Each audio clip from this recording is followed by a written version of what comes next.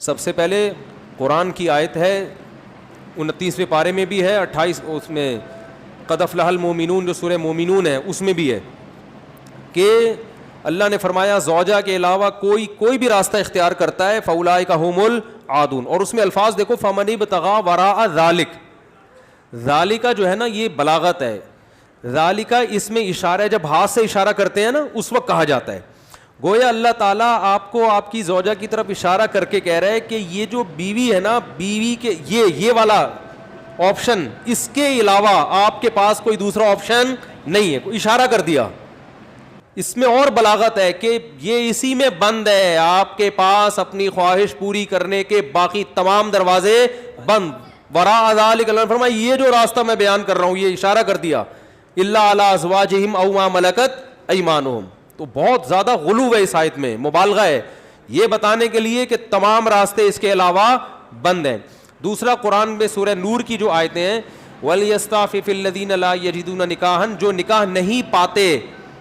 موجود نہیں پاتے نکاح، انہیں چاہیے کہ پاک دامنی کے ساتھ رہیں وہ، یہاں بھی ہے۔ اور نکاح موجود نہ پانے کا مطلب کیا ہے کہ آپ کی مالی حیثیت ایسی ہے کہ اس کے حساب سے آپ کو کوئی رشتہ دینے کے لیے تیار نہیں ہے۔ تیسری آیت 5ویں پارے کی ابتدائی آیتیں ہیں، اس میں اللہ نے فرمایا کہ جو آزاد عورت سے نکاح کی طاقت نہیں رکھتا وہ کسی کی باندی سے نکاح کر لے، تو اب باندیاں تو نہیں ہیں، مطلب قرآن کا حاصل یہ ہے کہ اپنا معیار نکاح میں گرا دے، نقصان کرے اپنا، کوئی بات نہیں ہے، لیکن پھر بھی دوسرے راستے ان کو اختیار نہیں کر سکتا۔ تو اس لیے اگر آپ کے پاس پیسے نہیں ہیں، کوئی نکاح کے لیے تیار نہیں ہے، اپنا معیار آپ گرائیں، آپ کو دوسرے راستوں ہینڈ پریکٹس اور اس جیسے بے حیائی کی آپ کو اجازت، نہ زنا کی طرف نہ کسی اور راستے کی طرف جانے کی اجازت ہے۔ یہ تیسری دلیل ہو گئی کہ نکاح کا معیار آپ کو گرانا پڑے گا اپنا۔ اور رہا یہ مسئلہ کہ یہ کیسے ہو سکتا ہے، میرا تو اسٹینڈرڈ ہے، تو بھائی دنیا کو مسافر خانہ سمجھو، تو اسٹینڈرڈ گیا تیل لینے، ٹھیک ہے نا، اچھے سے اچھے کی تلاش کریں لیکن برائی سے تو اچھا ہے نا۔ حضرت عبداللہ بن عباس رضی اللہ عنہ سے روایت ہے کہ ایک شخص آیا، اس نے کہا کہ میں ہاتھ سے اپنے آپ خواہش پوری کرتا ہوں، ایک روایت ہے، تو حضرت عبداللہ بن عباس نے نفرت سے منہ پھیر لیا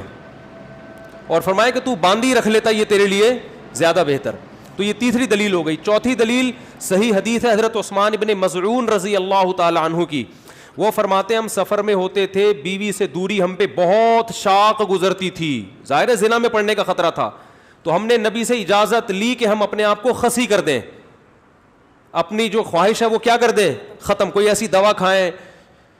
کچھ بھی کر لیں، آج کل آپریشن بھی ہوتا ہے۔ تو لو اجازنا لاختصینا، حدیث کے الفاظ ہے، اتنی ٹینشن میں تھے ہم کہ اگر نبی ہمیں اجازت دیتے تو ہم اپنے آپ کو خسی کر لیتے، لیکن نبی نے اس کی پرمیشن نہیں دی۔ اب دیکھو صحابی رسول اتنی شدید ٹینشن میں بھی اس کا حل یہ نہیں تلاش کر رہے کہ ہاتھ سے اپنے آپ کو مطمئن کر لیں، اتنی شدید ٹینشن میں بھی اگر اس کی اسلام میں ذرہ برابر بھی گنجائش ہوتی تو ذرا سا تو اشارہ ملتا نا، صحابہ کر لیتے یا ان کو اشارہ دے دیا جاتا کہ بھائی اپنے آپ کو خسی کرنے کے پر آ گئے ہو، اپنی اللہ کی تخلیق کو تبدیل کر رہے ہو، تو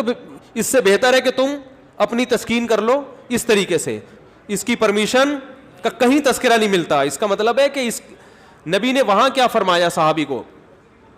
نہانا عن التبتل، نبی نے فرمایا نکاح سے دور بھاگنے سے منع کیا، تو فرمایا نا نا نا نا نا تزوج الودود الولود، فرمایا یہ اللہ نے خواہش اس لیے رکھی ہے کہ تم نکاح کی طرف کیا ہو جاؤ، مجبور ہو جاؤ۔ یہ کتنے دلائل ہو گئے، بولو نا بھائی، 4 دلائل ہو گئے، اور بھی بہت کچھ ہے اس پہ بولنے کے لیے، میں مختصر بات سمیٹ رہا ہوں۔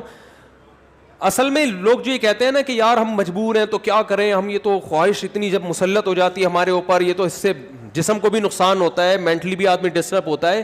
تو یاد رکھو یہ اللہ نے آپ پر اتنی زبردست خواہش اس لیے مسلط کی ہے تاکہ آپ نہ چاہتے ہوئے بھی شادی پر مجبور ہو جائیں، اور شادی میں فطرت آپ کے دلائل ماننے کے لیے تیار نہیں ہے۔ یہ جو آتے ہیں میرے پاس پیسے نہیں ہے تو ایکچولی ابھی ایجوکیشن، ایکچولی ابھی یہ، فطرت اس چیز سے متاثر نہیں ہے، فطرت کہتی ہے آپ کے دلائل کیا ہیں، غلط ہیں۔